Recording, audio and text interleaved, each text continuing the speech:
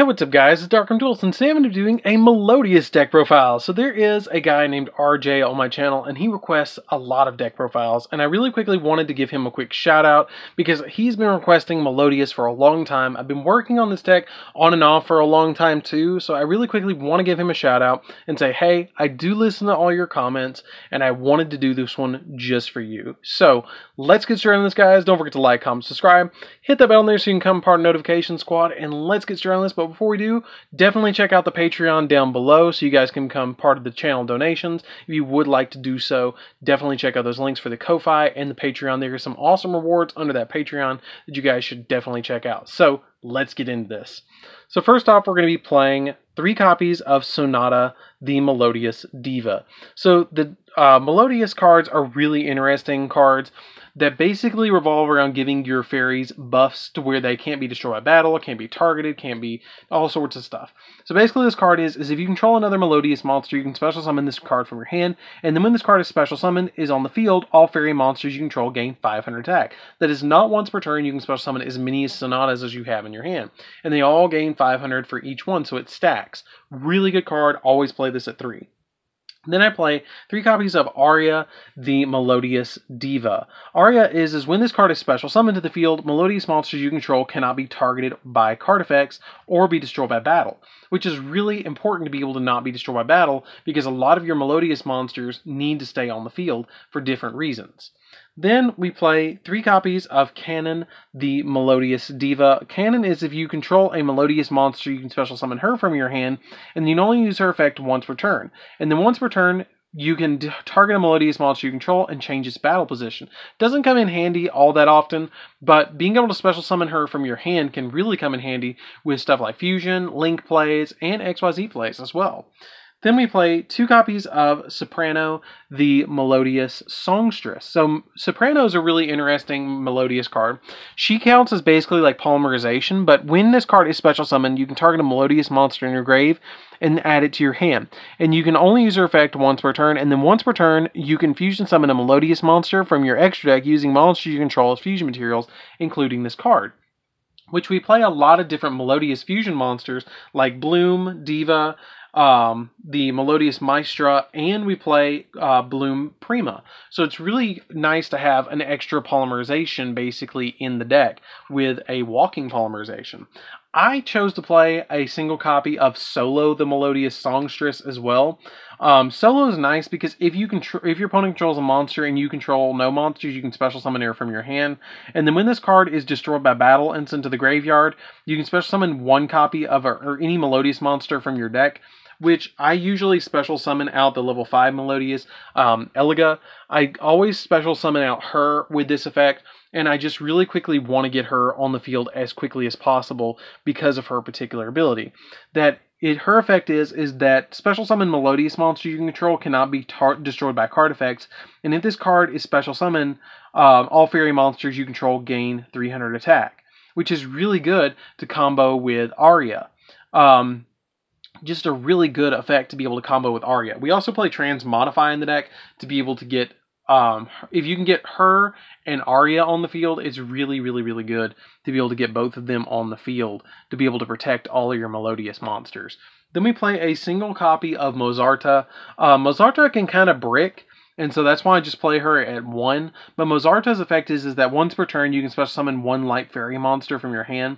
And you cannot special summon other monsters the turn you activate this card except light monsters. Not that big of a deal for us because the majority of the stuff we're going to be special summoning is light.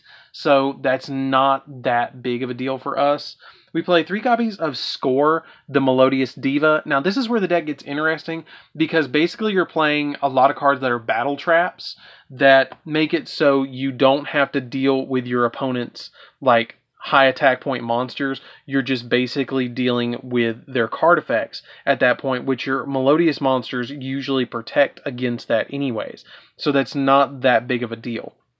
So Score's effect is that during damage calculation, in either player's turn, if a Melodious monster you control battles an opponent's monster, you can send this card from your hand to the grave and then change that opponent's monster's attack and defense to 0 until the end of the turn. The reason I play her at 3 is because if you play her at 3, then your opponent's always going to, if they attack into you, they're always going to lose the battle, essentially. And along with 3 copies of Honest, you're really not going to get through the battle, because I'm either going to discard an Honest or a Score to either gain the attack of your monster or reduce your monster to 0. And that's really a lot of damage that you're going to be taking. Not even Flex Tape is going to be able to fix that much damage that you're going to be taking with all of these. Then we play a Kaiju package, which the Kaijus are really pivotal in this deck because they get rid of cards on your opponent's side of the field. Since we're playing strictly light monsters, you can't really play... I mean, you could play Super Poly in here, but it makes it a little bit more difficult. And I didn't really want to play it in here. I really wanted to focus more on the Melodious cards. So I wanted to play a Kaiju engine in here because the Kaijus really help out with getting rid of spot removal of your opponent's cards. So we play a single copy of the Star Destroying Kaiju. Basically, these are just here to tribute your opponent's monsters. 1 copy of the Thunder King Kaiju, 1 copy of Gandarla, 1 copy of Kumungus, and a single copy of the Gameciel as well. These basically are here because you can special summon something like a Thunder King to your opponent's side of the field, and then use something like Bloom Diva to make your opponent take the damage that you would have taken for Bloom Diva instead. Or you can attack into them and drop like an Honest, and they take a lot of damage against that attack. Or Score or something like that. Just to get the problematic cards off your opponent's side of the field, it's really pivotal to play some form of Kaijus. I don't play Interrupted Kaiju Slumber because a lot of your Melodious cards really say, hey, you can't have anything on the field. Like, there's 3 cards in the deck that say, hey, you can't have any you can't have any monsters on the field when you activate this card. So that's why I just play this, and I don't play Interrupted Kaiju Slumber, because I don't want to put a Kaiju on my side of the field first. I want to do that at the end of my combo, not at the beginning of my combo. So that's it for the monsters, guys. Let's get into the spells. Does anybody else find that really satisfying when you just slide the cards over? Like, I love when I do that. We play a single copy of Polymerization. Polymerization is just a good one-of in here because you're basically going to be using Anetaso, I don't know, the fusion spell. You're going to be basically using that to summon all of your fusion monsters. 2 copies of Valhalla. Valhalla is basically here to just special summon your Melodious monsters as quickly as possible, like the level 5 one, or Sonata as quickly as possible onto your side of the field. 2 copies of Terraforming, or not Terraforming, but Transmodify. I always want to say Terraforming when I see this card, but Transmodify is basically here just to get out your Elega as quickly as possible, because a lot of your Melodious monsters are level 4, and you can use Transmodify to summon this onto the field really quickly by just summoning it 1 rank higher. Or if you have on your side of the field a copy of a level 4 Melodious or level 3 Melodious, which is Sonata, if you have Sonata on your field, you can special summon any of the level 4 ones with Transmodify as well. Then we play 1 copy of First Movement Solo. First Movement Solo is one of those cards that you have to have no cards on your side of the field or no monsters.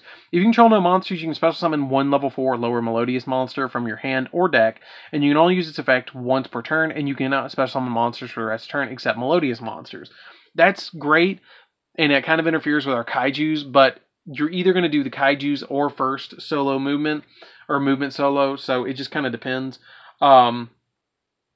You play 3 copies of the Fusion spell as well, which is 3 copies of, I'm going to mispronounce this, Ontento, I don't know. If you control no monsters, you can fusion summon a Melodious monster from your extra deck using 2 monsters from your hand or deck as fusion material, and during the end phase of the turn, destroy the fusion monster that's special summoned by this effect. And if you do, you can special summon all the fusion materials onto your side of the field, so this is definitely a 3 of. I love how it even says Rift on it, which is really cool. I really like that. And then 3 copies of Call by the Grave because you just don't want to deal with hand traps. You really don't want to deal with hand traps, so you play 3 of this. So that's it for all of the main deck, guys. Let's get into the extra deck. So for the extra deck, we're going to be playing 2 copies of Bloom Diva, the Melodious Choir. Bloom Diva is basically the boss monster of the deck. I know it doesn't look like it is, but it is. with only 1,000 attack. It cannot be destroyed by battle or by card effects, and you take no battle damage from battles involving this card in battle. And if this card battles a special summon monster after damage calculation, you inflict damage to your opponent equal to the difference between the original attack of that opponent's monster and this card. And if you do destroy that opponent's monster, that's where the kaijus come in handy, is because you can use the kaijus to put them on the field and they're special summoned to attack with this and then destroy them, which is really, really good. Now, the only thing that you have to keep in mind is you have to use a Melodious Maestra and a Melodious monster to special summon Bloom Diva, which is not super hard, but you have to go into for a Maestra, which is, you know, you have to either use Mozarta or you have to use your copy of the Maestra in the extra deck, which is going to be the next card that we play as a 3 of, which you're going to be playing 3 copies of her. She's extremely easy to go into. She just requires any 2 Melodiouses to go into her, and then during either player's turn, you can target up to 3 cards in the graveyard and banish them, and if you do, this card gains 200 attack for each. You can only use her effect once per turn. Not that great of a boss monster, but you really need her in order to go into Bloom Diva. Then we play 2 copies of the Bloom Prima, which is another pretty good one. You can go into her pretty easily as well, but her effect is that she gains 300 attack for each fusion material used to summon her, and then she can make a second attack during each battle phase, and if this fusion summon card is sent to the graveyard, you can target a Melodious monster in your grave and add it back to your hand, which is really good for this deck. Like, I really feel like this deck needs one more really good boss monster, but it works as is, to be honest. I play a single copy of Appaloosa, the Bow of the Goddess. The reason I play her is because she is a fairy, which a lot of people forget. And you can reduce her attack by 800 to negate an effect, which is really cool with the effect of Sonata, because Sonata makes them all go up by 500, and Elega makes them go up by 300. So if you have multiple Sonatas on the field and she gains extra attack, you get extra negations out of your Appaloosa, which is going to give you extra, you know, value. 1 copy of Boral Sword just to OTK if you can pull off the Boral Sword in this deck, which you can pretty easily. Then we play a single copy of Nightmare Unicorn just to bounce stuff. Single copy of Nightmare Phoenix just to pop spells. Nightmare Cerberus to pop monsters. 2 copies of Hippo Shinnigan because it helps your monsters get even bigger. The Link Arrows kind of help, but we're not too worried about Link Arrows going into Master Rule 5.